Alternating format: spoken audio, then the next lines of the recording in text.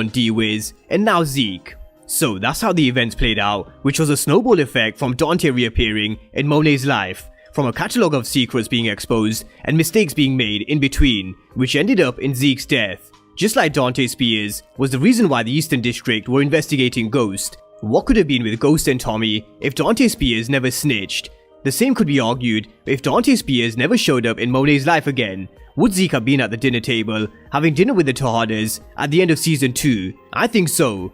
But as I mentioned, there are a lot of reasons for Zeke's death, which I'm gonna run through, but Dante coming back to New York and Monet lying to him for 24 years and making Carrie's death look like a suicide is definitely at the top of the list. But Diana definitely should take a fair share of the blame, and she has some of Zeke's blood on her hands, because of how she not only exposed the truth about Zeke, but she was explicitly told, do not look into Dante's bag, but she just couldn't help herself. But on the point of Diana exposing Zeke's truth, to be fair to her, she did actually approach Monet to try and talk to her about this, one-on-one, but when Monet shut her down, she thought fuck this, I'm blowing everyone up. But Diana looking into Zeke's bag made Lorenzo make this impulsive decision in going after Mecca. So let's talk about Lorenzo's decision and his role in Zeke's death in a bit more detail. Now, Lorenzo has always made the decisions because he's the head of the family, and being the head of the family, he feels it's his duty to also protect them from threats, and Mecca aka Dante Spears was the threat. But he also made the decision to kill Mecca because he didn't believe Monet could get the job done, and his impulsive decision in going after Mecca ended up in him shooting and killing Zeke. And I did ask the question a few weeks ago when Lorenzo was released from prison, how will he move now that he's out? Because we hadn't seen what he could do or what he was capable of, but I think the decision that Lorenzo made answers our question. He's just like Kane, act first and think later, because this was such an impulsive decision, because all he had to do was think and trust Monet to get the job done, and he should have had more faith in Monet, because he even said himself earlier on in the episode that Monet will always do what she can do to protect her kids, and she needed to be the one to kill Mecca. But why did it have to be Monet?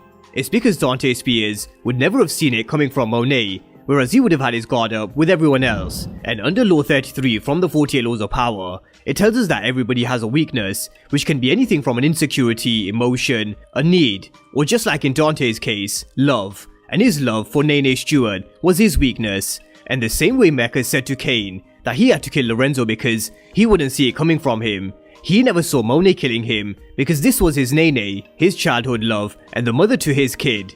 But it had to be Monet because she could get close enough to Dante for him to drop his guard, where she could take advantage and kill him, which she did. And this is how Monet used Law 33 from the 48 Laws of Power. So Lorenzo should never have been so impulsive in his decision making, and then we all wonder where Kane gets it from. But with that being said, the impact of Zeke's death is going to be huge within the Tejada family, because he was also Monet's exit plan, and the dynamics between the whole family is going to completely shift. Just look at them at the dinner table, going from a family who were laughing and joking with Kane making beats on a dinner table, offering his hand to Monet to dance, to now being some real tension and lack of trust. And we've already seen Diana and Monet's relationship already going past the point where it can be repaired in my opinion, because I really don't think Monet will forgive Diana for exposing her secret that she'd been keeping for 24 years, especially because Zeke was her exit plan. And let's not forget, she even went as far as to threatening to kill Diana, not once, but twice. And as much as she loves and wants to protect her kids from the game, can we for sure rule out we won't see any family killings within the Tejadas? We can never rule it out in the world of power, because of what we've seen in the past, especially with Kanan killing Sean, Tariq killing Ghost, and Tommy killing Teresi.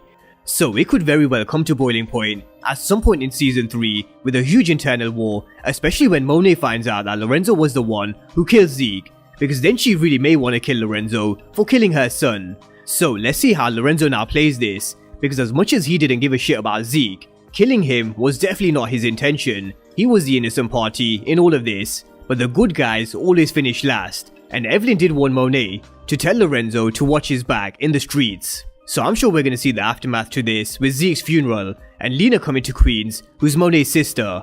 But how does Zeke dying impact Tariq's position at Stansfield?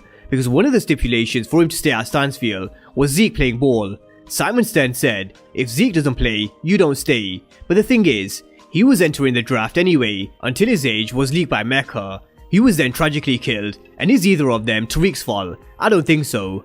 But the main thing is, Tariq is still an asset to Simon Stern, and he's a businessman, and the business decision surrounding Tariq is, he'll still want him to graduate because he wants truth, and if Tariq doesn't graduate, he won't inherit Ghost's estate, which means he won't inherit truth, so it is really in his best interest to keep Tariq in Stansfield.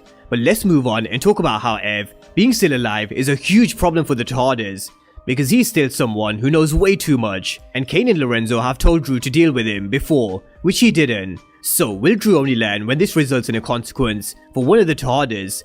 This is another factor which could pour more fuel to the fire with the Tejada war. I can definitely see Ev being an early death next season and being killed by Lorenzo, which would definitely turn Drew into a savage, and eventually by the end of season 3, taking his father's place as the leader. So with that being said, drop all your thoughts down below on the fallout from the Tejada storyline, and especially how Lorenzo kills Zeke, which I described as a snowball effect from Dante Spears coming back into Monet's life. So drop all your thoughts down below on what you think is in store for the Tejadas in season 3. And of course, if you're new to the channel and you haven't done so already, then remember to smash the subscribe button if you want to see everything Power Book 2 Ghost and Power Universe related. But as always, thank you guys for watching, and I'll see you next time.